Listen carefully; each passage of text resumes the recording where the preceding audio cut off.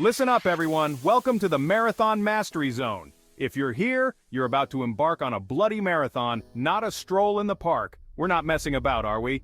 This is serious business. And if you want to conquer those 26.2 miles, you need fuel, proper fuel. And let me tell you, it's not about stuffing your face with rubbish. It's about strategic, well-planned fueling that'll keep you going strong until you cross that finish line. Over the next few chapters, we're diving deep into the nitty-gritty of marathon fueling, giving you all the tools and knowledge you need to absolutely smash your race. We're talking about what to eat, when to eat it, and how to avoid hitting that dreaded wall. All right, everyone, listen up. Carb loading isn't an excuse to stuff your face with just any old carbs.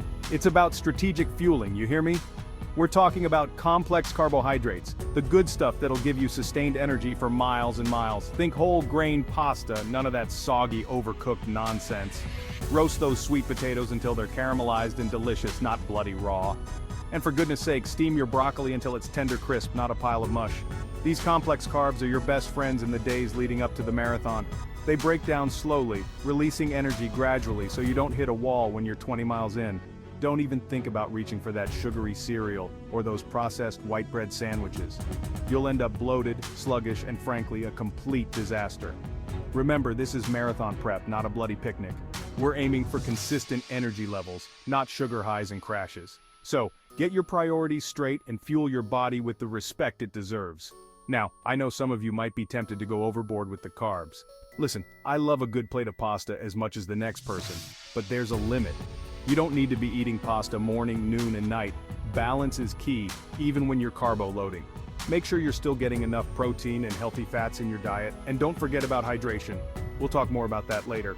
For now, just remember, complex carbs are your friends.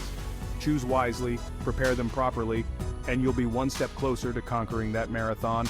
Now stop waiting around and get cooking.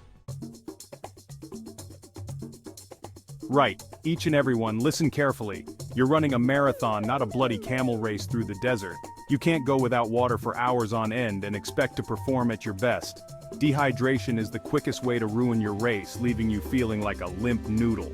Now, I'm not talking about chugging down gallons of plain water. That's just going to send you running to the loo every 5 minutes. We need to get those electrolytes in, people. Electrolytes are essential minerals that help your body absorb water and maintain proper fluid balance.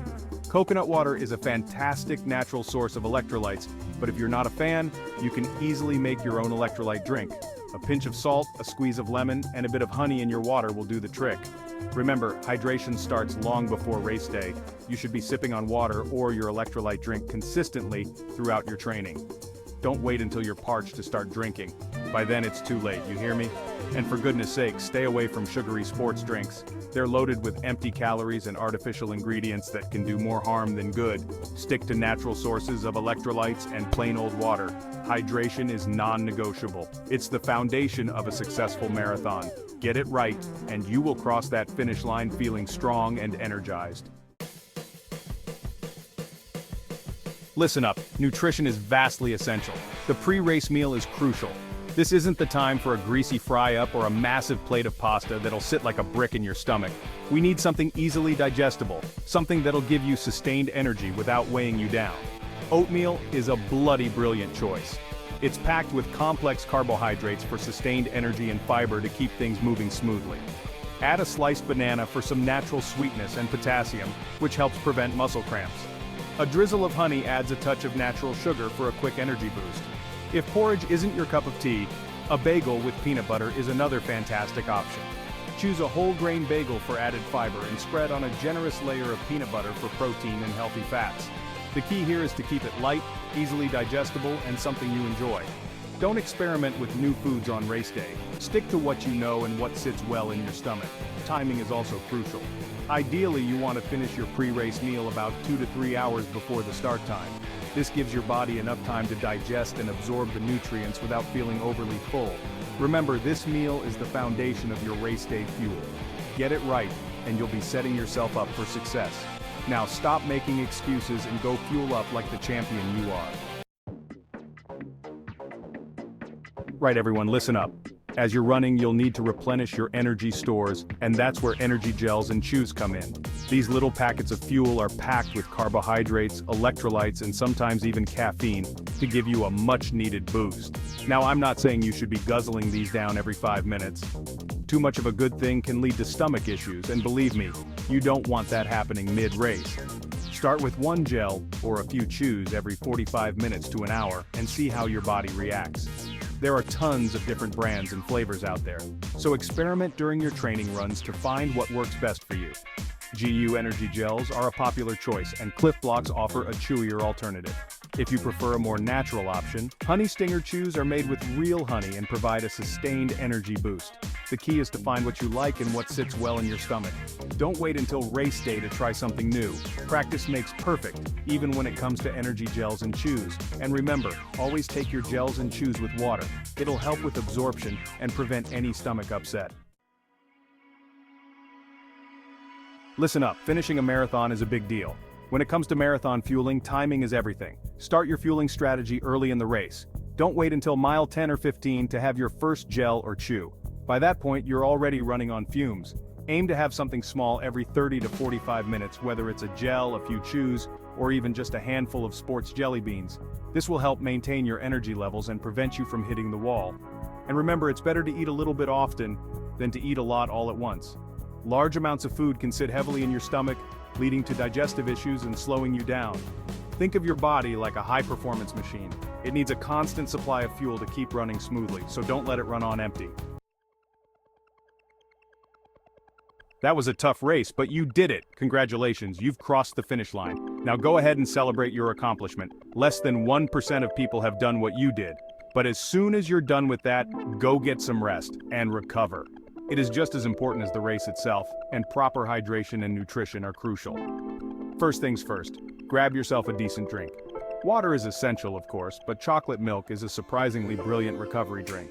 It's got the perfect balance of carbohydrates and protein to replenish your energy stores and help repair your muscles. If you're feeling a bit more adventurous, whip up a protein-packed smoothie. Blend together some fruits, vegetables, yogurt, and a scoop of protein powder for a delicious and nutritious recovery meal. The key is to rehydrate and refuel your body as quickly as possible after the race. This will help reduce muscle soreness, speed up recovery, and get you back on your feet in no time. And remember, recovery isn't just about what you eat and drink. It's also about getting enough rest, stretching those tired muscles, and giving your body time to repair itself. Right, everyone. You've rehydrated, refueled, and given your body some much-needed protein. Now it's time to think about a balanced meal to replenish your energy stores and support your recovery. Baked salmon with brown rice is a fantastic option. Salmon is packed with protein and omega-3 fatty acids, which are great for reducing inflammation. Brown rice provides complex carbohydrates for sustained energy. If you're not a fan of fish, a vegetable stir-fry with tofu is a delicious and nutritious alternative. Tofu is a great source of plant-based protein, and you can load up your stir-fry with all sorts of colorful vegetables for added vitamins and minerals.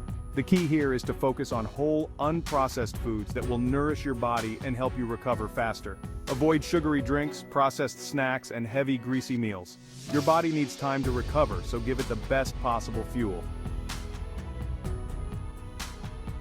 Well, there you have it, the ultimate guide to marathon fueling. Now don't think for a minute that watching this is enough. Get off your backsides and put this knowledge into practice. Practice your fueling strategy during your training runs, experiment with different foods and drinks, and find what works best for you. And don't forget to like this video, subscribe to the channel, and share your own fueling tips in the comments below. Let's create a community of bloody brilliant marathon runners who know how to fuel their bodies for success. Until next time.